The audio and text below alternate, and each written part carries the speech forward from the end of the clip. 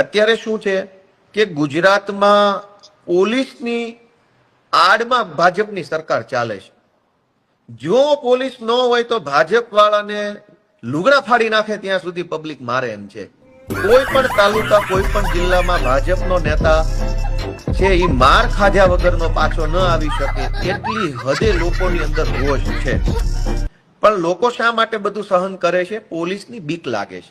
શું કામ બીક લાગે છે? કે પોલીસ મને ખોટી કેસમાં ખોટા એફઆઈઆર માં પૂરી દેશે, મારી ઉપર આમ કરશે તેમ કરશે, મારે જેલમાં જવું પડશે વગેરે વગેરે વગેરે. પોલીસના ડર ઉપર ભાજપની સરકાર ચાલે છે. હવે પોલીસનો ખોટી રીતનો ડર જ જો જનતાના મનમાંથી નીકળી જાય તો ભાજપની હાલત શું થાય? હવે ડર નીકળવા માટેના રસ્તાઓ કોણ કોણ છે? આ જિગ્નેશ મેવાણી, ગોપાલ ઇટાલિયા, ચૈતર વસાવા, આ બધા યુવાનો. આ યુવાનો જેટલી કામગીરી કરે છે એના કારણે જનતામાંથી પોલીસ કે અન્ય સરકારી તંત્રનો ખોટી રીતનો ડર ઓછો થાય છે. ખોટી રીતનો ડર ઓછો થાય એના કારણે ભાજપના નેતાઓને પછી ગામમાં જવું મુશ્કેલ પડે છે.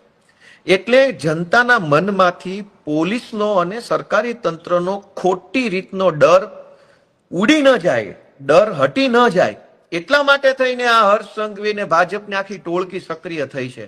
કે જો આવી જ રીતે જિગ્નેશ મેવાણી કે ગોપાલ કે ચૈતર કે આ